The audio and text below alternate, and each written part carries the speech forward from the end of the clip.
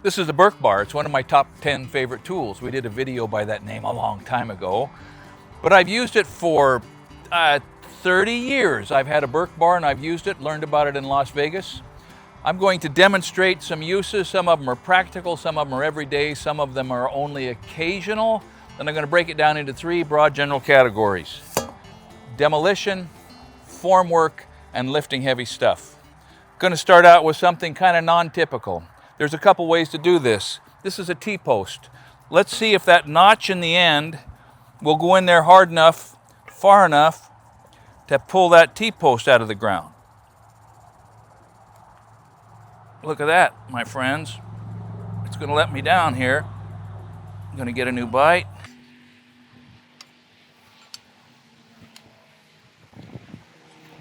Textbook.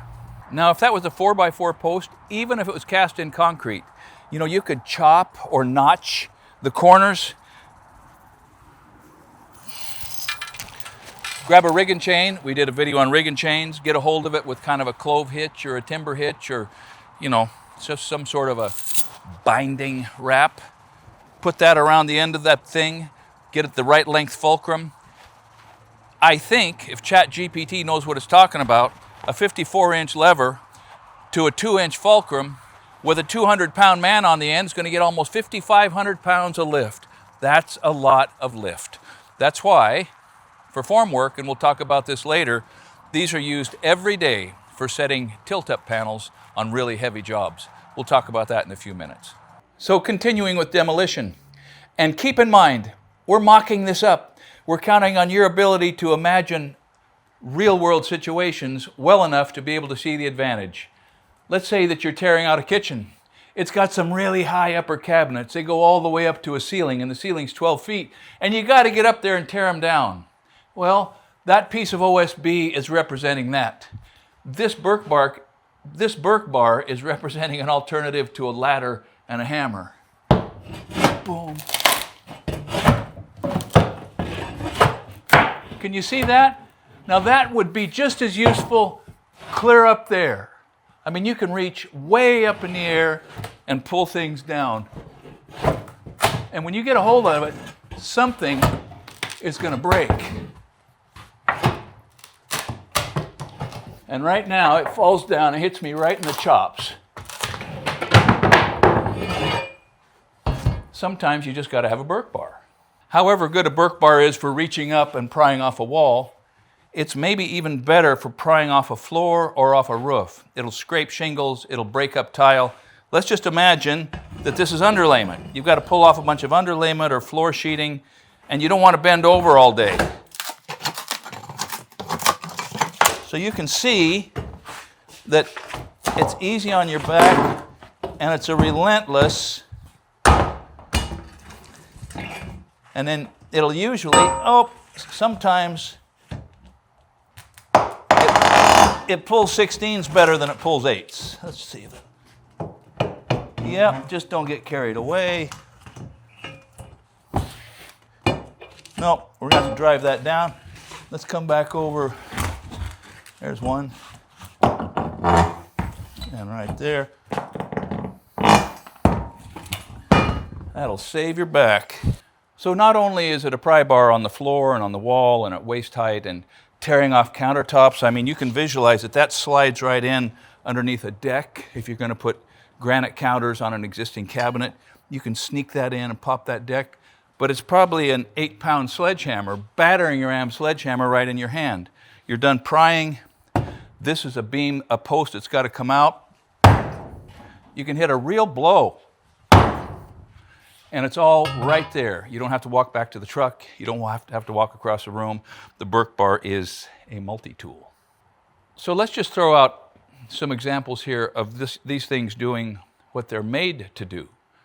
Burke, Meadows Burke, as it's known now, has been a long-time manufacturer of concrete accessories and forming hardware, all sorts of stuff for industrial and commercial concrete applications. And you can visualize probably how necessary this would be for stripping wall forms. I mean, whether they're Simon's forms or snap ties and whalers, when you've got to get back in there and break the bond that has happened between the concrete setting up and the surface of the form material, because it does stick. I mean, even if you spray form oil on those form panels, they're going to stick. You've got to be able to work your way back in there and gradually, incrementally, without wrecking the forms and without wasting a lot of time, get that material off. It's especially true with footing forms. I mean, you're working down at your ankle height, jam this thing down in between the edge of the concrete and the face of the form, pop, it's off. You can slide it down a little deeper into the fulcrum, pop, it comes a little further off.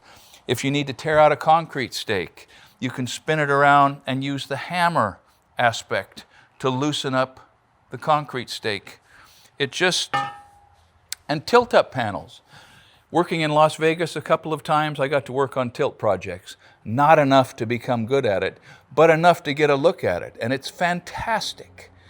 If you get 3 or 4 or 5 guys prying with Burke bars underneath a panel that's being set by the crane still has it. Maybe the crane's holding, 70% of the weight, and you've got to work that panel sideways until it comes within maybe half an inch of a panel that's already standing, and you've got to raise it up and down on the sides to put the shim pack under there to plumb it.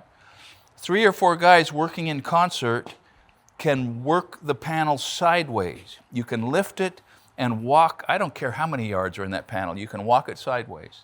Because once again, if you do the math, a 54-inch lever on a 2 or a 3-inch fulcrum with a 200-pound man on the end is going to lift some weight.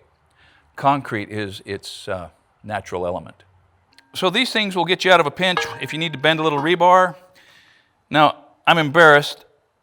That rusty little piece of number 4 bar is the only piece of rebar in the shop on the property. I don't know how that happened. But I'm going to put it in this platen table about like that. And I'm going to slide the handle down over the end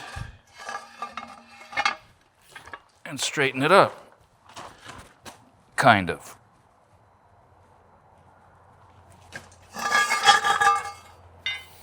Now I may be repeating myself, but what these things are really good for is when you're stripping the footing forms, if you've got some dowels sticking up out of the footing that are crooked or bent over, you can just slide this over the dowel and straighten it up. I mean, that's handy. But you can also, if you're patient, and if your used rebar doesn't break on you, and if your receiver hitch is right, you can also bend a 90. That's going to slip off there, boys. Or something that'll pass for a 90. I mean, that's kind of hard to do, but not if you got a Burke bar. So maybe you're not a concrete worker. Maybe you don't do remodeling. Maybe you got machine tools. So there are Johnson bars, right? But for the initial lift and for getting things up off the floor or just, for moving heavy objects, everybody ought to own one of these. This is a platen table, an acorn table. It was given to me by Peter Orr. Thank you, Peter. I got a video about that. But I know it weighs 5,000 pounds. I mean, that's what the math works out. And so you think, well, half of that is 2,500 pounds. That's quite a bit. And yes, a high lift jack will do it. But one old man with just a little bit of concerted effort, why did that just come so tight? You can lift some heavy stuff. You can lift shipping containers. You can, with enough cribbing, you can work the back of your Datsun pickup up to change the flat when you're 24 years old. You get the deal. It will lift things. And if you have someone with you to put blocks under the object as it goes up so you can get a new bite, you can go up as far as you want. So one of the perhaps unintended consequences of this elegant shape is that it can work its way behind an object that is embedded in clay soil, where there's a suction. It's kind of a resistance to coming out, not just because of the size, but because of the embedment. You can see how the tip of this bar works its way back in to break the vacuum. You can see how the fulcrum provides a leverage point to force the piece out. That's why it was such a pleasure copying a bar like this to send to Andrew Camerata. I made it here in the shop. We welded on the handle. We forged the bit. We heated it and we heat treated it, hardened it and tempered it. I don't think I got the temper quite right because that hard-working man broke that bit, welded it back together with 7018 and kept working. Anyway, the elegant shape does way more than the originator of this design probably anticipated. So in moving heavy objects, a Burke bar does not replace a jack, but sometimes you don't have a jack. And sometimes the Burke bar is the first thing to get it started and then slide in a wedge to preserve the space, and you keep working your way up and pretty soon you can get the jack in there.